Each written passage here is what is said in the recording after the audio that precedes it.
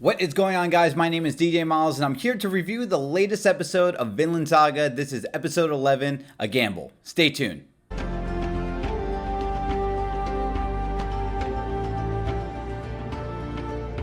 Kake.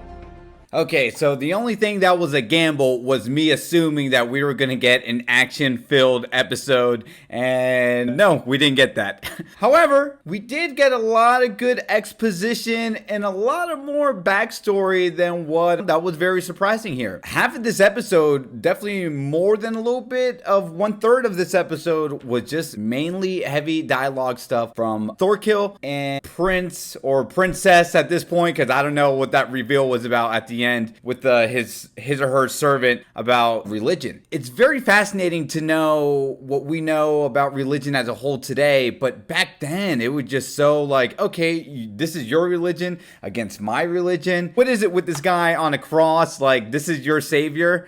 I don't know how he's going to deal with any of our Norse mythology and religion and all that stuff. So that's very fascinating to see. Thorkell, although he does give off the illusion of being this big, bumbling, strong brute of an idiot at times, you can kind of see how smart he is. He's definitely a tactician. He definitely knows what he's getting himself into. And he is very curious about a lot of things, about religion as a whole, what the other side could entail for him, whether it's joining the side of the opposition or just even knowing about a bit of their culture and religion. We do also now get the understanding of why all these guys are just so driven into going headfirst into battle.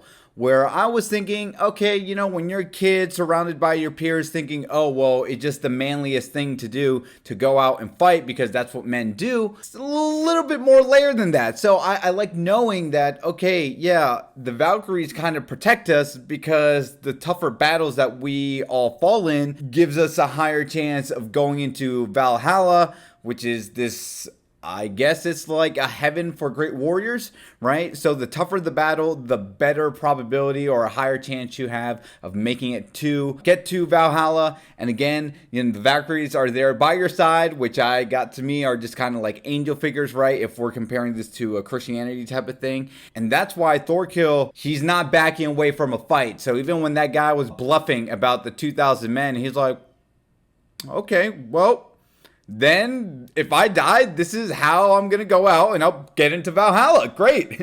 It's a win-win. But it's not just a win-win for him. It's a win-win for all of his men, which is just so fascinating to me. So I like knowing that. Even if we didn't get that much action, which, you know, the action was led by the second half of this episode by Aslad and Thorfinn. I also wanted to mention, too, how I say this in every episode, but this voice actor who's playing Thorkell is having so much fun because we only got a small bit of action. I felt like I was playing some Dynasty Warriors here.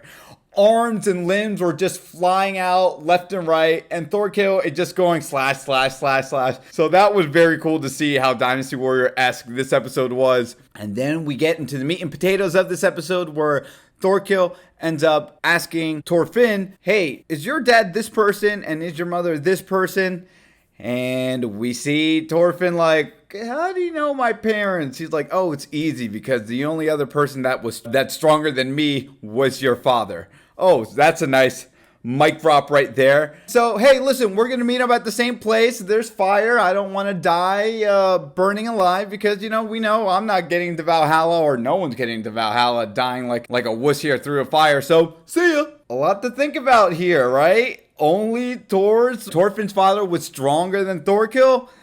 Now I need to see where this goes with Thorkell, who might end up taking him down eventually. And this is probably just future episodes, right? So, but wow, only one person was stronger than him. And again, I love this reinforcement of knowing just how truly powerful Thorfinn's father was. Thor's was not a man to be messed with. So, something to think about here. If they thought getting into Valhalla was the way to die through honor or into getting into the most fiercest battles that any person would want to get themselves into to go there, why wasn't Thor's thinking like that? Why did he go out the way he did? Maybe he was realizing this religion isn't for me, or maybe it's a bunch of baloney. I don't know. And then, of course, the episode ends where now, hey, we got Canute, who Canute didn't say another word.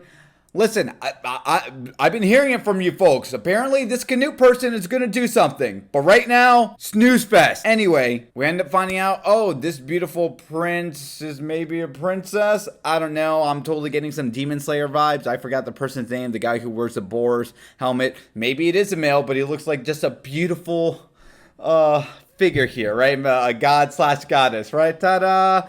So I don't know what to expect. So Canute is a prince or princess. I don't know. Someone let me know in the comments down below.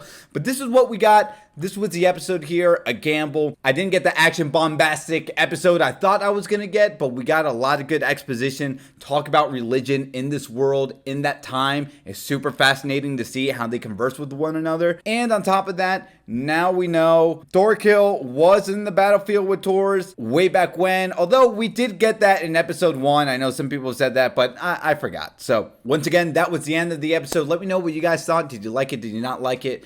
Go ahead and like this video and subscribe to my channel for more anime content. My name is DJ Mullins, and as I always say, to be continued, take care.